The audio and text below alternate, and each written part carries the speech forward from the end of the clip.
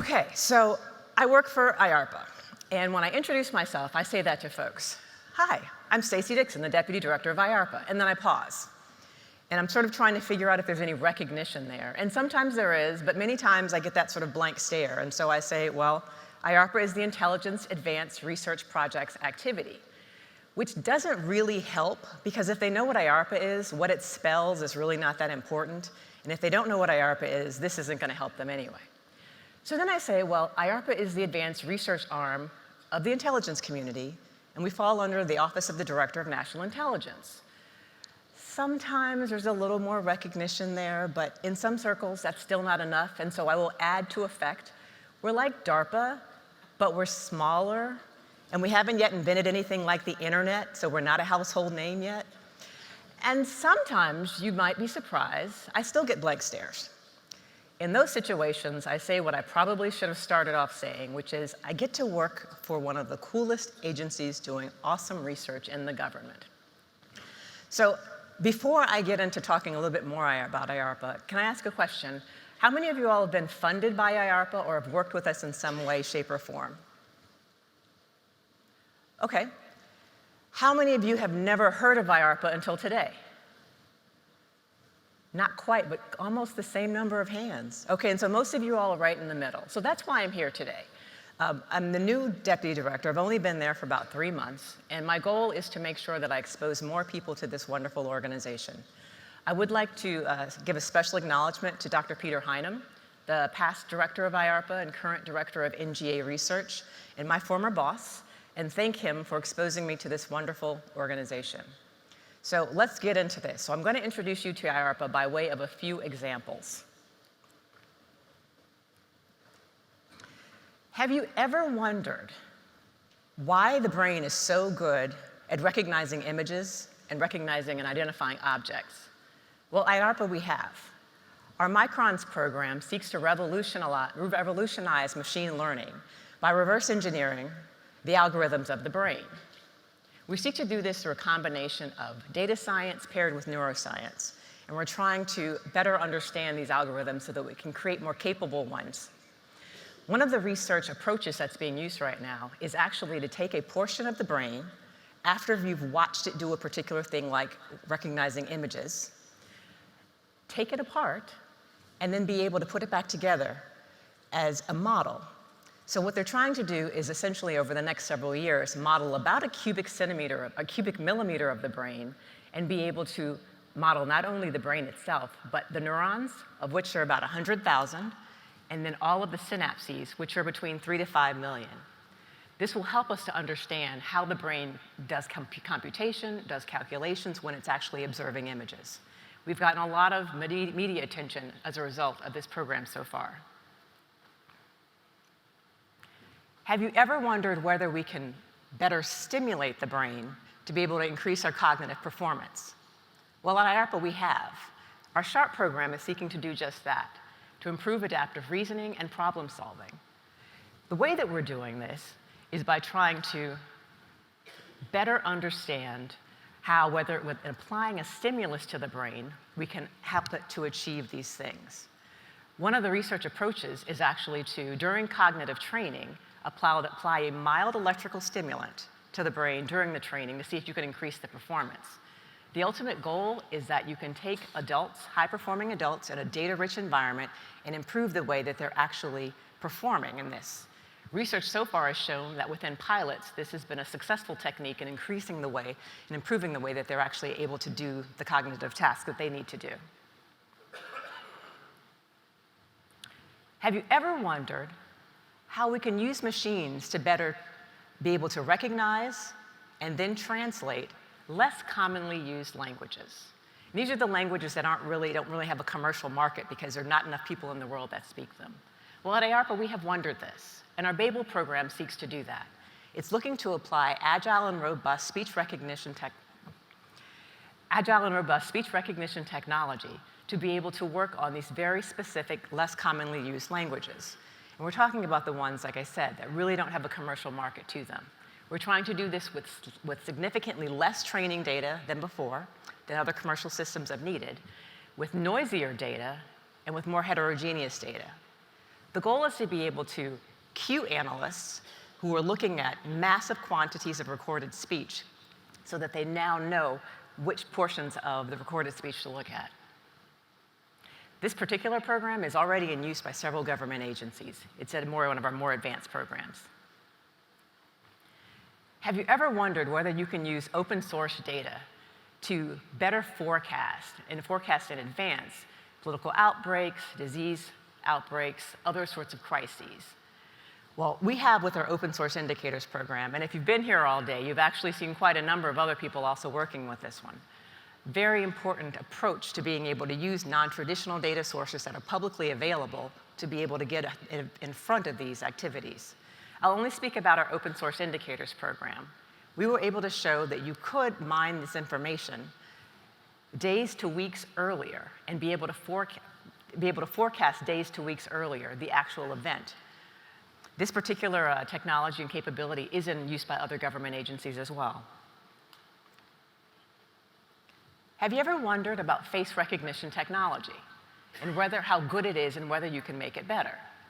The IARPA program BEST sought to do an improvement in face recognition. BEST was able to better by 3 times the standard state-of-the-art at the time, then became the industry standard and government standard. There's a new program, Janus, that's currently in work that actually has already shown better results than BEST.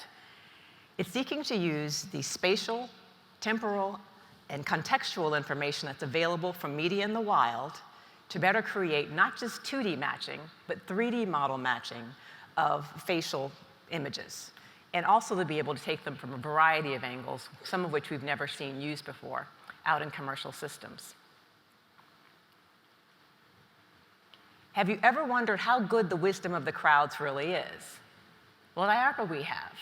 Our ACE program held the largest geopolitical forecasting tournament where tens of thousands of individuals created millions of forecasts, things like treaty monitoring, warfare, foreign elections.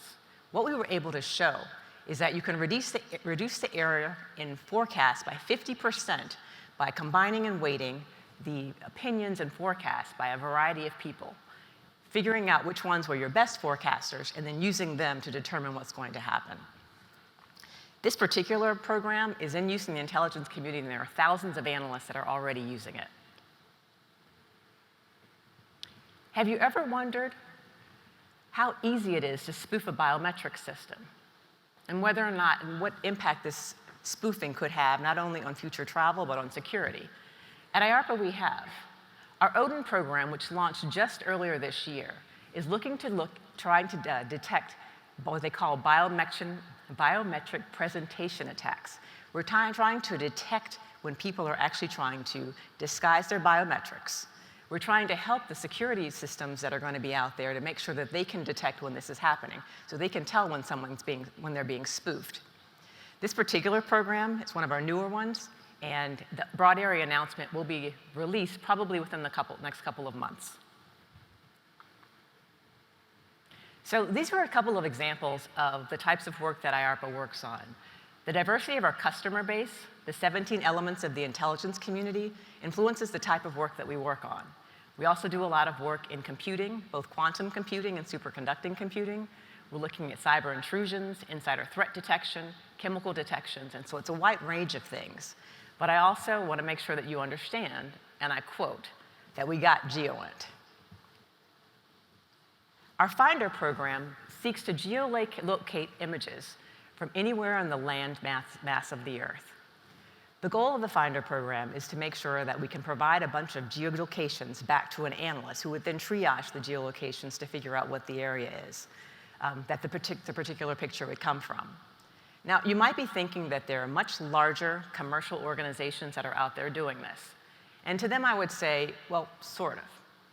The gap that we see, and to date, I have not seen them actually working on this particular region, is that we needed to be able to geolocate obscure, remote locations where you don't have millions of people visiting them every year and taking pictures and uploading them into the internet.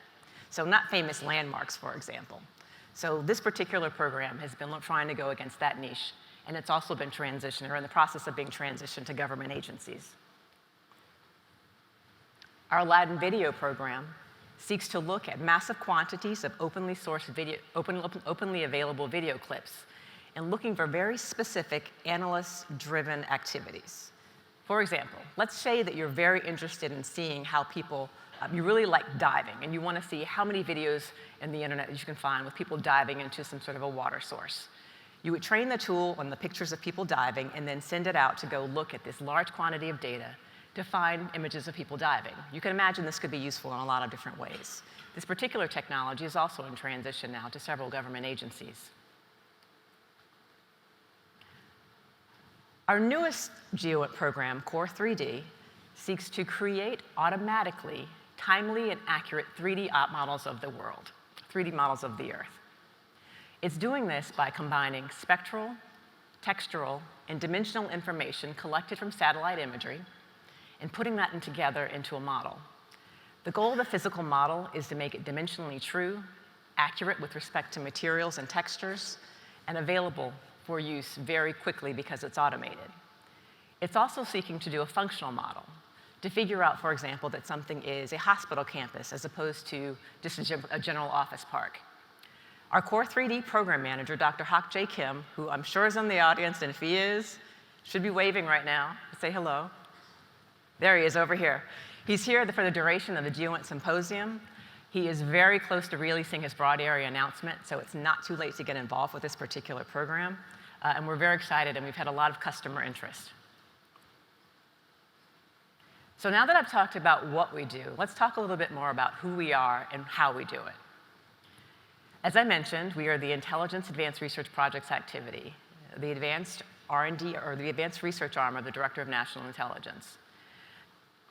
Now, this next chart probably breaks every single rule in good chartsmanship, but it helps me remember all the different points I want to make at this point about this organization. We were created under the ODNI, the Office of the Director of National Intelligence, to focus our R&D resources on the most pressing intelligence issues. We wanted to work where agencies struggle, because after all, they have an operational mission. We wanted to work and focus on the blue sky areas, those areas that are too risky or just are too unavailable for an agency to actually work in. So when you're doing high risk, high payoff research, failure is inevitable. And the thing about IARPA is that we embrace failure. Failure is necessary, as long as it's not a failure to technical or programmatic integrity. We encourage the publication of results, both negative and positive. In fact, publishing the results, and often the data that goes along with them, is a very important part of what we do. We want to make sure that all of our research can benefit the future, whether it's our successes or our failures. We don't have an operational mission. We don't transition anything into the field ourselves. We work with our IC partners to make sure that the capabilities that we develop for them can be operationally implemented by them. We're modeled after DARPA. We have term-limited program managers, as they do, and our programs themselves last between 3 and 5 years. We do not institutionalize programs. We do not institutionalize pet rocks. We review our programs regularly, and that's part of the rigor, that's part of the IARPA way. Our programs all start with the foundation of the Heilmeyer questions, and generally, loosely speaking, that's basically answering the next 5 questions. What are you trying to do? How's it done now? What's new about your approach? If you succeed, what impact will it make? And then how will you measure your success or failure? We have metrics and milestones for every program that we undertake. These help keep us focused. We regularly assess the metrics and milestones, and we always have government partners involved in trying to make sure that what we're doing for them stays relevant to their mission needs and also is going to solve a real-world capability. We won't start programs unless we have 2 things. 1, a powerful research idea, and 2, an exceptional program manager to actually implement the research. We bring the best minds together to work on our problems. We do full and open competition to the greatest extent possible. To date, we've funded over 300 organizations.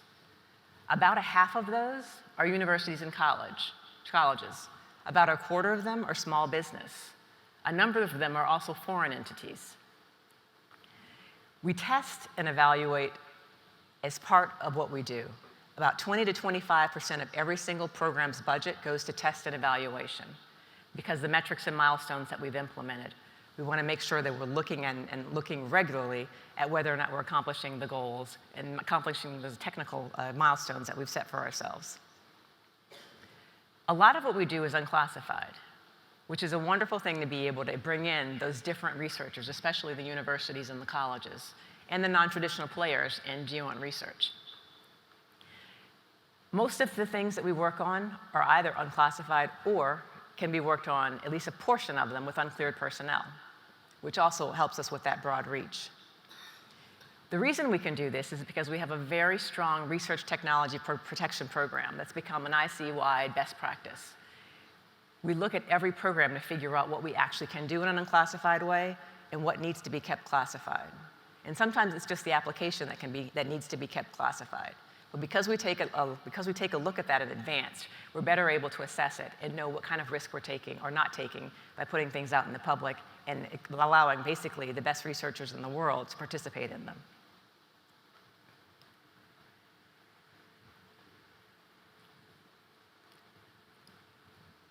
So if you remember nothing else about this presentation, I want you to remember this, especially those of you who either never knew us before or have never worked with us before. We have program-specific broad area announcements that we release regularly. These are basically tailored to achieve whatever milestones and metrics the program puts forward. We also fund seedlings, which are 9 to 12-month projects that are not aligned with any specific program, but by which you can introduce new ideas to IARPA, and then we can fund them for a portion of time. Some of these seedlings become programs later on. We like to say about our seedlings that they help us go from disbelief to doubt and help us to know whether this is something that we actually want to study future. We release requests for information to help us know what the state of the art is, and if you actually contribute to one of these RFIs, you can help shape from the earliest possible moment some of our research programs. Along with the RFIs, we'll do workshops where we'll bring people in the room together to actually answer questions so that we can, again, help to solidify our understanding about particular research areas. And finally, we have prize challenges. Probably the easiest way for people to work with us. If you've got a good idea that solves one of the challenges that we've put out, this will help us get a lot of the non-traditional players involved, to include someone in their basement, high school kid, some bigger organizations, people who we may not have worked with in the past and who would like to use the challenge as an opportunity to get to work with IARPA. And then there's a cash prize for the winner. Shameless recruitment plug. As I mentioned, our program managers are term limited. If you're looking for an opportunity to come into government and do research for a handful of years, 3 to 5 years, say, think about coming in and pitching an idea to become a program manager at IARPA. We're always looking for good people, and we're always looking for good ideas. One of the reasons I think program managers like working for us is that you can have a multiplier effect on your research. Coming to us, you could say put 100 different minds to bear on whatever research problem, solicited from hundreds of people across the world to be able to come and actually make a dent in this research. We not only solve intelligence community challenges, but we're also pushing the science and engineering forward and trying to also strengthen the scientific communities.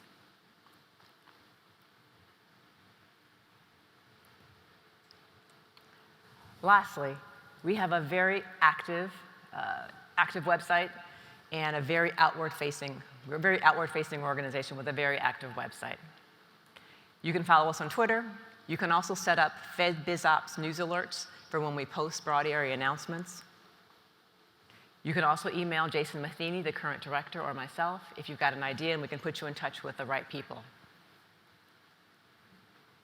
I think one of the best things that I've learned about working with IARPA, and I've only been here for a couple months, is that we don't really have to tell people necessarily what we're doing because there's a lot of people out there telling our story. These are examples of some of the publications that have picked us up and some of the news that we've been in based on the projects that we've been doing. In addition, we have over 2,000 papers published in peer-reviewed journals. As I mentioned, publication is extremely important. One of my favorite articles is one that came out last week.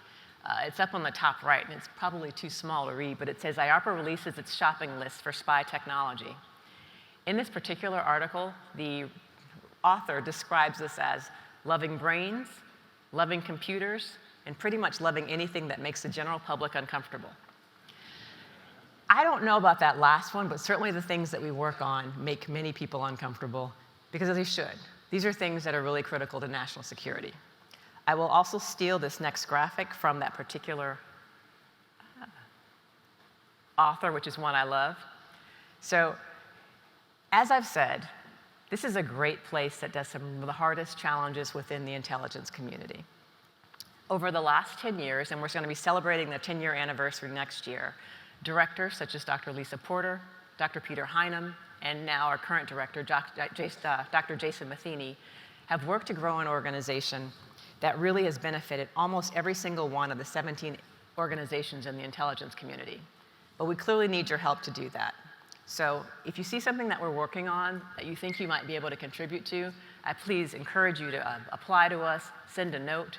If it's a seedling that you're interested in and that you think you have a great idea for, one of the best things is that we have a very informal process in the beginning by which you can reach out to one of the program managers, talk to them about the idea before you go through the trouble of putting together a proposal, so you have a better sense of whether it's something that we actually can fund.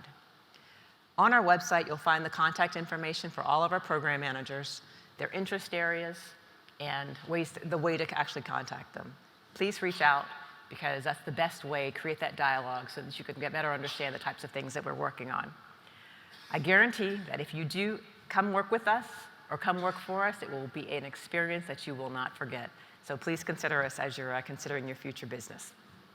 Thank you.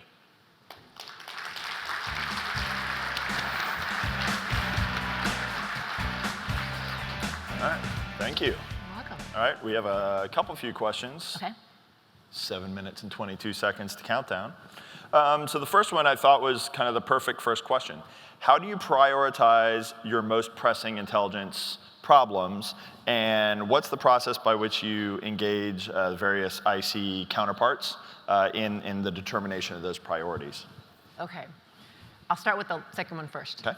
So we have been recently sending out email. Whenever we have an idea for a new program, we'll send out an email to the heads of the research and development organizations for all the agencies. We want to make sure that we're not duplicating anything that's already being done, number one, and also to assess the interest in whether or not this is something that if we were able to achieve it, that we actually would have them as a transition partner.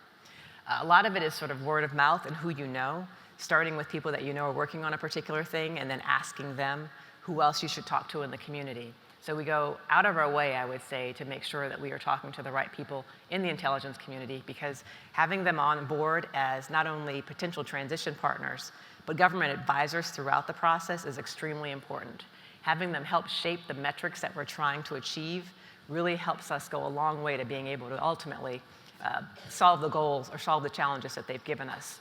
So we also ask them for their top 10 challenge lists, the things that they know they're not working on, the things that are too risky for them to actually take on at that point in time, and those are things that we'll choose from. In terms of prioritization, luckily we have enough of a budget that we can work on a lot of different priorities at the same time. Again, we're always looking for the good idea. So some of it is if you know that there's a particular research area and you know that you have a program manager who could possibly undertake that, that's going to put those two together, and that will help us prioritize things.